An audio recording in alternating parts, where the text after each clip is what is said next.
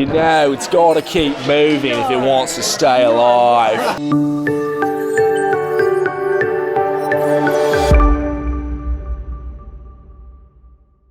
Hello everybody, Fiasco. And Haley. Back again for another Disney dining show. We're not the only people in this episode though. Drake is about to catch up with us and join us for our review today of Coral Reef. The last time we were here, I checked just like I did for Boathouse, was 2 years ago. So it's time to give this place another taste test. Yes, I've only been here one other time, so I'm very excited to be back here today. Oh yeah, you weren't there for the last review. No, I wasn't. Yeah, we just came off camera. Exactly, so I'm really excited to try it again. But before we try it, we must remind you, all these videos are brought to you by our sponsor, Dreams Unlimited Travel. Let our travel experts help you plan that perfect next vacation. Walt Disney World, Disneyland, Disney Cruise Line, sky's the limit. At no additional cost to you, they're waiting to help you plan that vacation right now. All that information and more can be found in the description below. Let's go eat. Let's go.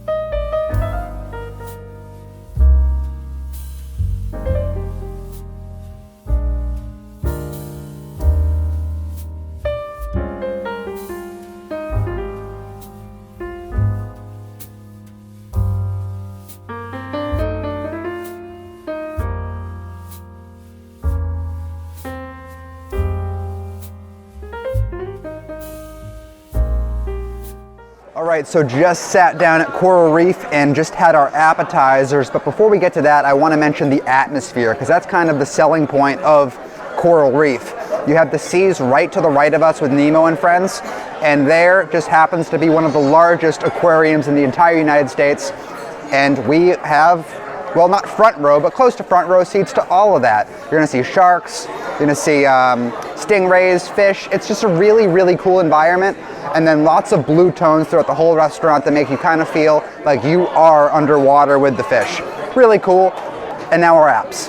So I got the plant-based mushroom soup. That was, if I remember correctly, $13. I'll correct myself if I'm wrong, but I don't think I am. And this dish honestly blew me away a little bit. It comes with a piece of bread, which is actually gluten-free, but with it being gluten-free, it's a little more, it's got a crunch to it. So you gotta be careful. I'd recommend definitely dipping that bread in your soup and letting it soak for a minute so that it's not so crunchy. But it is good.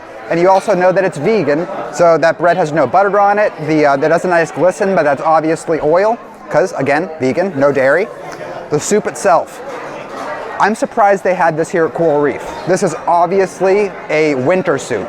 It's very warming, very comforting, and it's got a little bit of spice. On the spice scale, I'd put it around a 6 or 7. And then the spice kind of kicks in a little bit later too and kind of gets you, and you're like, whoa, really warms you up going down. This is something I'd expect to get at like Whispering Canyon or something at Wilderness Lodge. It feels like I'm in Wilderness Lodge when I'm eating the soup, but then I look up and I'm in Coral Reef and I'm kind of like, whoa, this is here? But anyways, I'd highly recommend that. And if you're a vegan, A+ vegan dish. Let's see what the others thought. All right, so I got the Caesar salad for my appetizer, and that is going to cost you $11. And I don't have much to say about a Caesar salad, but let me tell you, I really did enjoy it. It's really refreshing. It's a nice, perfect appetizer for me. I usually do go for the Caesar salads in a restaurant, and this one I do really like. So yeah, it had garlic croutons, lots of Parmesan shaved cheese, which I was very happy about, and it had lots of flavor. It wasn't very bland like some Caesar salads can be, but yeah, overall I'd highly recommend getting this if you're looking for something small before your meal. I had the shrimp cocktail, and I was expecting an actual cocktail glass, you know, and I guess that was just in my mind's eye when I order a shrimp cocktail, that's what I think, and it was on a skewer. Not a bad thing in itself, but what was a little disappointing was that it was 5 shrimp. They were large shrimp, but still, for $16, yes, $16, I was expecting a little bit more. I was expecting like a full appetizer. Maybe people can, you know, guide my expectations to be a little less, but it still seemed a lot, especially when the shrimp, I was looking forward to finally getting a chance to describe seafood because I was called out for not being good at describing seafood. So I was like, here it is, I'm gonna do a better job. And then they gave me shrimp that tasted like nothing. So how do you describe seafood when it tastes like nothing? The cocktail sauce was okay. If you like horseradish, it's horseradish, ketchup, lemon, and a little bit of Tabasco sauce thrown in. And I liked it. Haley did not. She tried it and she did not like it at all. But all in all, a little bit of not a dish that's worth $16. That's the easiest way to put it. Don't spend $16 on this dish. All right, now on to the main course. And for that, I got the seared mahi-mahi at $32. Whenever anybody's unsure about seafood, they don't know if they really like it or not, I always recommend try mahi-mahi first because it doesn't have a fishy taste at all. And this mahi-mahi did not have a fishy taste at all. It was on a bed of jasmine rice with cilantro lime shrimp salsa, and this was fantastic. I was honestly really surprised. It tasted almost home cooked. Like it was something that Haley made for me on my birthday with like love and care. And and I don't mean it in a bad way either when I say home cooked, because of course we are in a restaurant, and I'm not upset with this as my entree at all. Do I think maybe $32 is a little bit of a steep price? I do think it's a little bit of a steep price. I would say this is more fair around maybe the $24, $25 mark. But with that being said, I am pretty happy.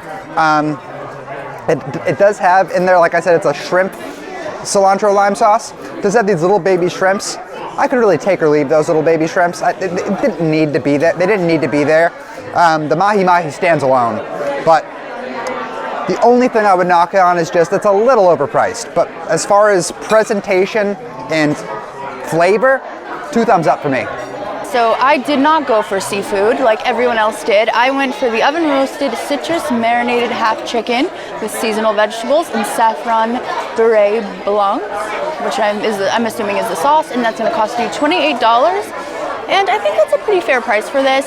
Would I rather like have potatoes instead of sauce, or like not the sauce, the green chard? Yeah, I would.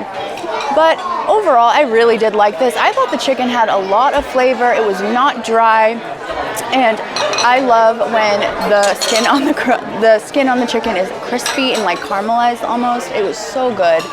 The sauce complemented everything, complemented every bite. So yeah, like I mentioned in the intro, I've only been here one other time, and I was very excited to hear that we were coming back because I love the atmosphere here. It's like one of my favorite atmospheres. You have fish, you have sharks swimming as you're eating. I think it's wonderful, and it's great for families, great for kids because they're getting distracted while you're waiting for your meal. Overall, I do recommend this place. Just keep in mind it is a little pricey, but please, one more thing, do not get the shrimp cocktail. I hated it. It was awful. I didn't even want to finish it, but everything else was lovely and delicious. So yes.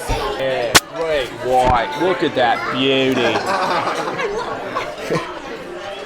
You know, it's got to keep moving if it wants to stay alive. So for my main course, I had the seared sustainable salmon. Or wait, hold on. I think it was crusted. I don't think they went for 3 S's. They wouldn't be that bold. They did. They went for 3 S's for alliteration. Seared sustainable salmon. Maybe that's what drew me to it. Anyways, it was $29, which I actually think was reasonable for this. It was a good size of salmon on top of a risotto that was made in like a cream of corn. So it tasted a good bit of corn. Had a little bit of herbs in there, but you couldn't really taste it. I could see it more than taste it. The frisee salad was actually really good. Those leafy greens and the onions and the peppers, they all had a nice crunch to it, which is always nice. There's nothing worse than a limp salad. It's just not even worth eating. And the vinaigrette they had it tossed in, very good. The salmon itself. Now, here is where I'm going to try to do better about describing seafood. But I know you don't like it when I just say it tastes like fish, but it really did just taste like salmon because it wasn't spice crusted. It wasn't blackened salmon. It was very plain salmon, and I don't mean that in a bad way. I mean they didn't try to hide the flavor of salmon with a bunch of spices. And I love some spicy tilapia. I love some spicy fish where it's getting you going. But this was just a very plain, let it stand by itself, let the salmon taste like salmon. I wanted to add a little bit, I added a little bit more salt just to make that flavor pop a little bit more, but you didn't need to, especially if you're not don't have a strong affinity for that really strong salmon flavor. But overall, it was a good dish, it was filling, and I cleaned my plate, absolutely. So for $29, is it a little on the expensive side? Yes, but it's on the Disney side of expensive that I kind of come to expect. And I will say one thing, the food came out very fast, which highlights a difference that I see between park food and resort food. Is there's a different motivation behind park food. You want to get it quickly, and you want to get it done. That means they're going to be pre-plating, they're going to be pre-cooking. Like some of the things are going to have to be done sooner. You can't cook a salmon well in that short of time frame. It takes time if you're going to cook it to order. And that's not the purpose of in-park dining. They want to get you in and they want to get you out because you want to get in and you want to get out. But with resorts, there's definitely some of that. They want to turn tables, but there is less of that push of people are trying to get somewhere. They need to be gone. And I think that's something to keep in mind when you're choosing a meal is the in-park dining is often geared towards getting you in and getting you out because they think that you want to get in and get out. But that's my review of the seared, sustainable salmon. Now we're talking. This key lime tart, $9, so good. Absolutely, my professional food reviewing opinion, skip the appetizers, get desserts.